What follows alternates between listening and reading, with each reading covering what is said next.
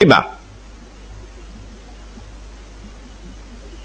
Why did this happen? Because the difference between real money and paper money, money which is sunnah and paper money, is that money which is sunnah is money in which the value of the money is in the money. Someone should teach that to the Saudis. Go teach it to the Saudis who want to teach Islam to all the rest of the world. Go teach it to the Saudis. The value of the money is in the money. The definition of the paper money is that the value of the money is no longer in the money. And so the value can be changed. Every time the value is changed, the value goes down. What happens when the value of money goes down? The first thing is that there is a massive transfer of wealth from the masses to that predatory elite, which in this case was the government, Uncle Sam. The masses lost half of their wealth, almost half. That's the first thing that happens when the value of the paper money goes down. What's the second thing that happens? The answer is this. I worked for the whole month. I got my salary in gold. Could buy a camel. Took it home. Put it underneath the pillow. Took it out after 5 years. You could still buy the camel. 10 years, you could still buy the camel. But when I get my salary in paper now, I can buy a camel, take it home, put it underneath the pillow. A few years later, when I take it out, can't buy a camel anymore. Could only buy a jackass now.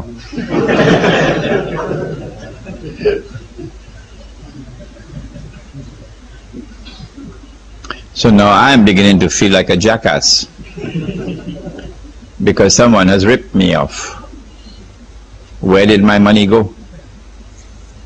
If you could answer that question, where did your money go?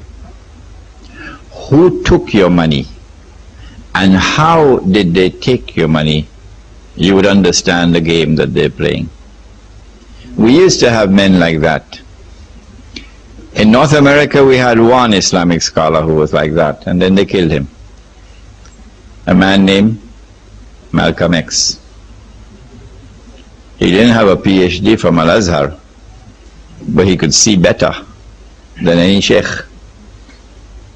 Who took my money? And how did they take him? Did they take it? They had riba in their blood.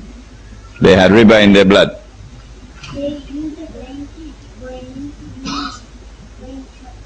Shaitan was in their blanket. Alright, you come close by me here. MashaAllah, he's a brave boy, eh? Sit down.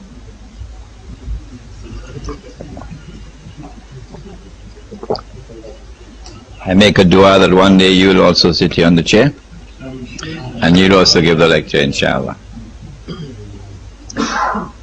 A few years later I take the money out of my pillow. Can't buy a jackass anymore. Can only buy a goat. A few years later can't buy a goat anymore. Can only buy murgi, dajaja, chicken.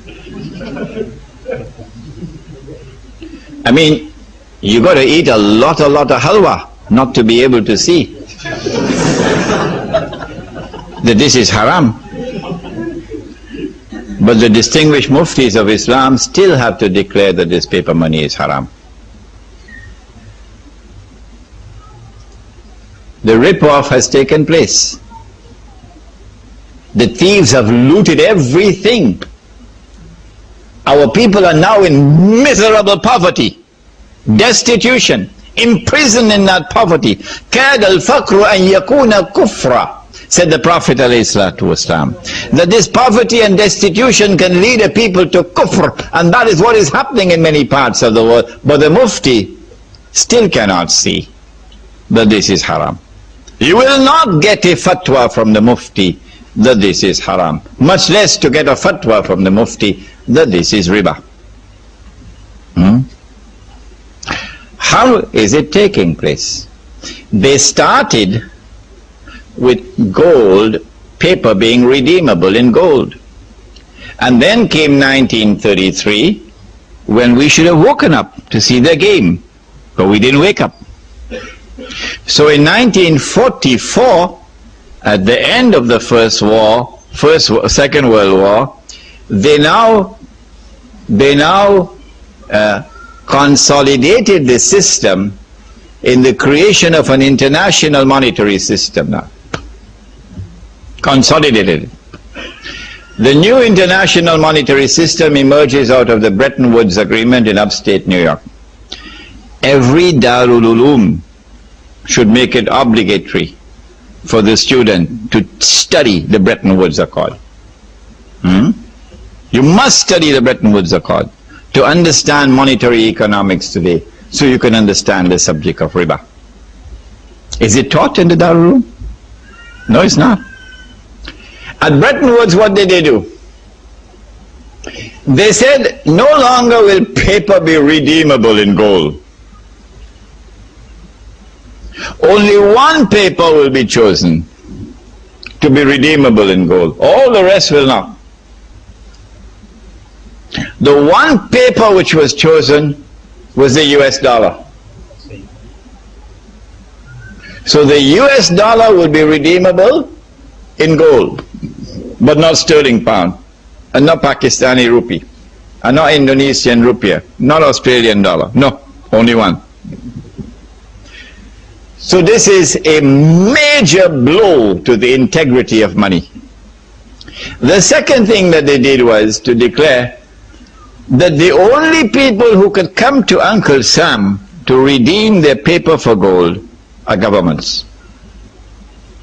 You and I can't do it. Only governments, only central banks.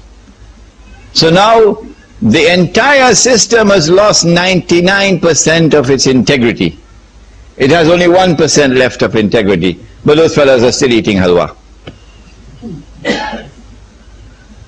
1% integrity left.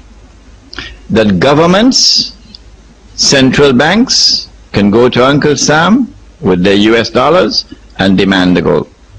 Nobody did. From 1944 to 1971, nobody did.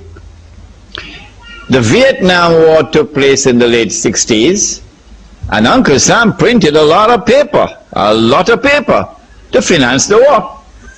And Uncle Sam didn't have the gold to back that paper.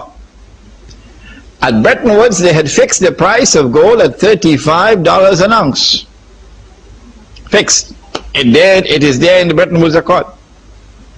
Uncle Sam didn't have the gold to back all that paper. So in September 1971, the British government came in one Friday evening perhaps with $3 billion and said, Uncle Sam, we want the gold. Uncle Sam knew that the game was up. The game was up. Because come Monday morning, guess who is going to be at the front of the line?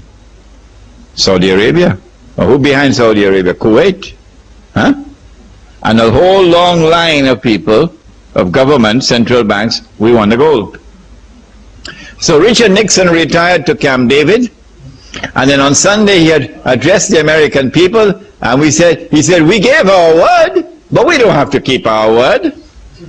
We gave our word, but we don't have to keep our word. We will no longer honor our obligation under Bretton Woods to redeem paper for gold from central banks.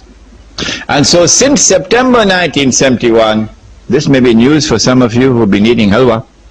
Since September 1971, there is no legal link between paper and gold. It's gone. Now all that they have to do, those who want to rule the world, All that they have to do is to take control of money. Anyone who takes control of money can rule the world. And you know that when the Messiah comes, the prophet Isaiah said that when the Messiah comes, he will rule the world. But they rejected the Messiah. Say, "Na'udhu billah min hadha," he's a bastard. And then they say, look, he died on the cross, so he couldn't be the Messiah. And then the prophet said that Allah will send into the world one who will impersonate the Messiah, Al-Masih ad-Dajjal. In order for him to impersonate the Messiah, he will have to rule the world from Jerusalem. If you want to rule the world, you have to first rule the world of money. You can't